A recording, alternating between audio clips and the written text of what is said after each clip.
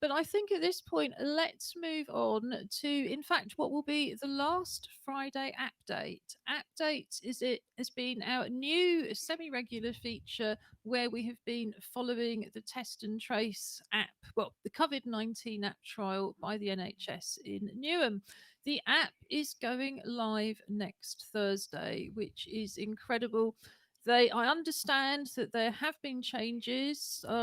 I won't know what all of them look like until next week, but there have been changes as a result of everybody's input, which is fantastic. I've got a final catch up with the NHS on Monday morning, so I will be reporting back on that. And then going forward on a Monday, we will have a regular update where we will be looking at all of the art apps and also, of course, reporting on the progress of the NHS app. And we will continue to have that relationship with the NHS. So as you use the app yourselves, if you're not in Newham, please continue to give us that feedback because, like any app, it's always going to be continuously updated.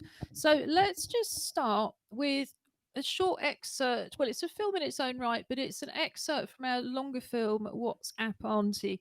And this one just tells us a little bit more about how the Bluetooth function works. What's up, Auntie?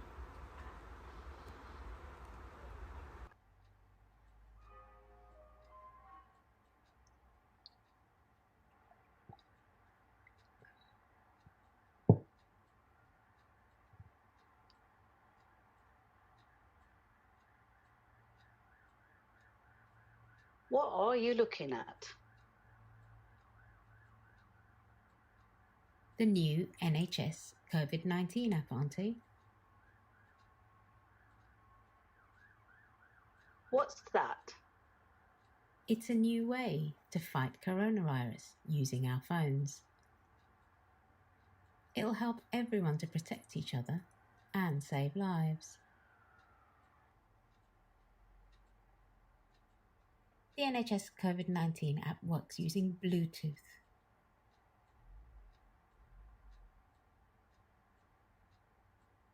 Bluetooth is a wireless signal. You already use Bluetooth when you connect your phone to your wireless speaker to play music. I understand. But when I first used the speaker, I had to enter a code to get the phone to connect. What will I have to do to make Bluetooth work with the app?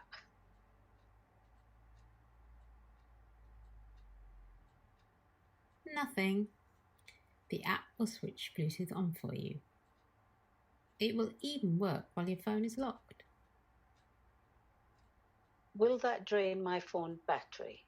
No, just a tiny bit of power. Does the app use anything else? Yes, the app also uses a tiny amount of data. This is because it checks in regularly with the NHS to get the latest information for you. Will you help me to install the app now, please? Yes, of course, Auntie. Support the app.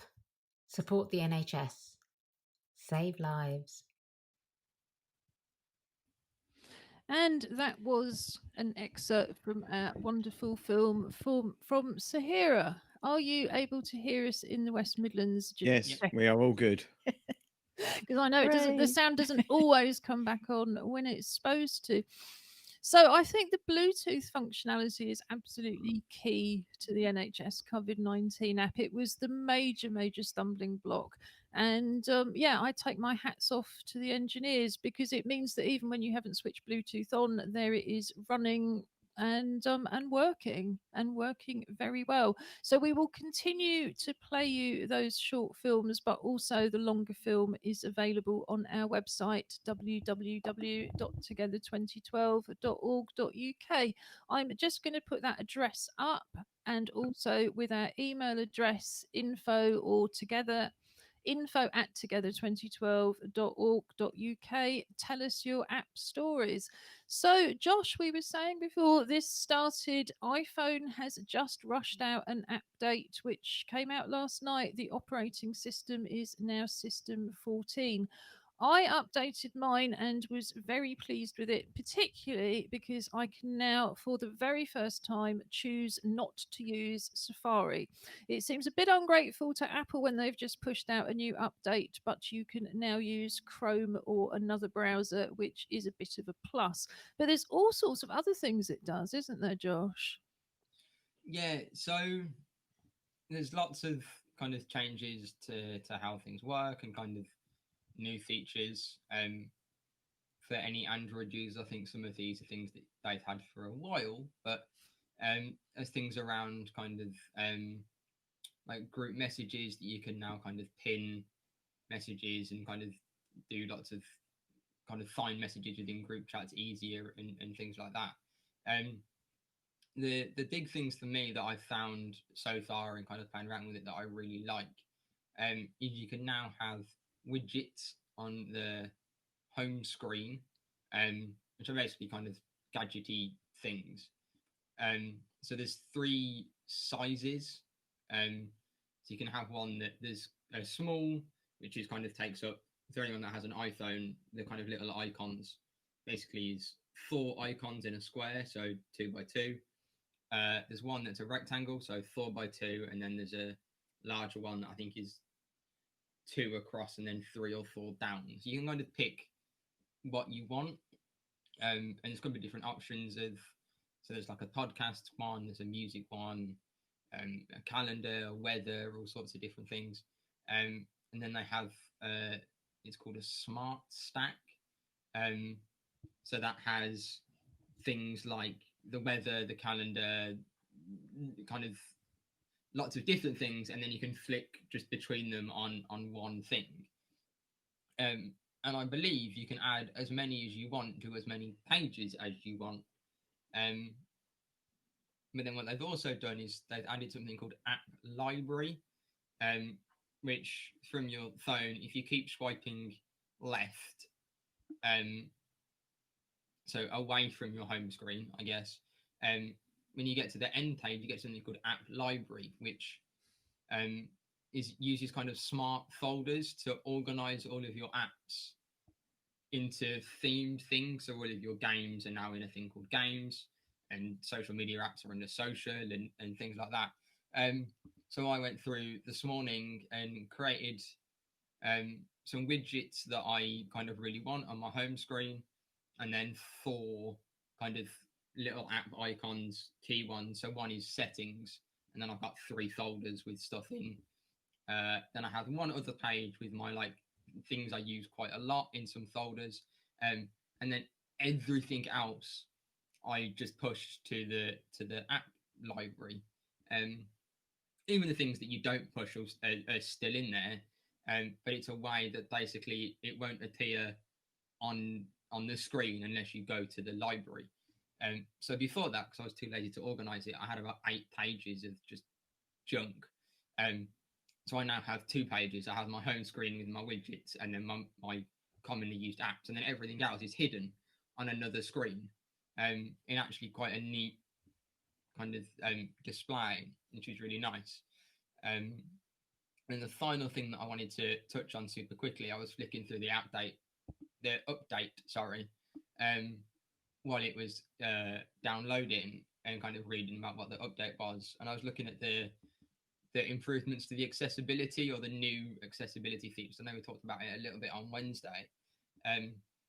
The 2 things that I thought were really interesting in that, there's a whole list of things that sound really good, but the 2 that really jumped out was in FaceTime calls and kind of group FaceTime calls.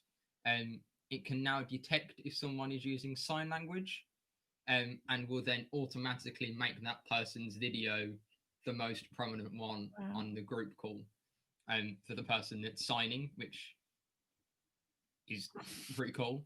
And then the other one was it uses sound recognition to recognize things like fire alarms and stuff like that. And it will then send you a notification to your phone. So if it hears a fire alarm, your phone will then buzz and it will say, there's a fire alarm. I guess.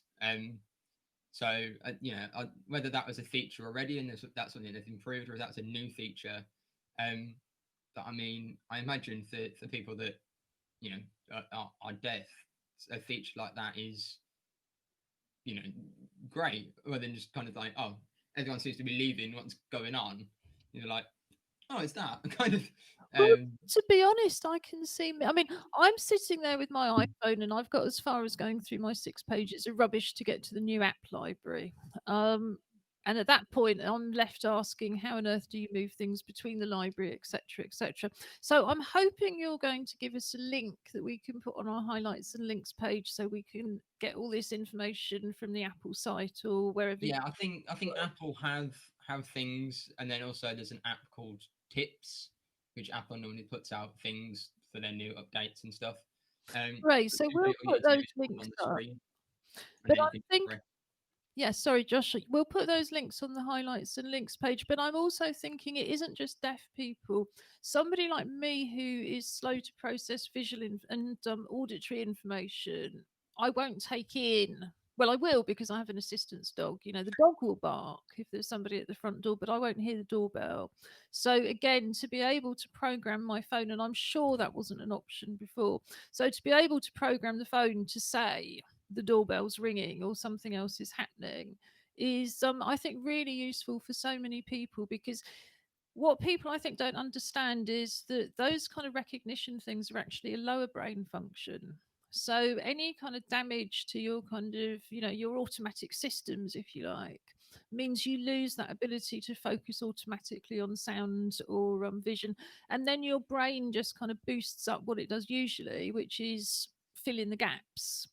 When you see something, the brain is always filling in the gaps, but it means for somebody like me, it fills in a bit more gaps. And there isn't usually a bell ringing, so a bell doesn't ring. Although I have just heard the dog barking, so maybe that is a delivery due. Okay, so it's 3:30. We bring you this show as part of our Join In From Home program. So I think, unless we've got anything else to say on apps, we could move on and hear a little bit more on video about Join In From Home. I just have the ubiquitous pun Brilliant. or use of app is that it is great to have all this apparatus that makes life easier for us. I really appreciate that. You're absolutely right.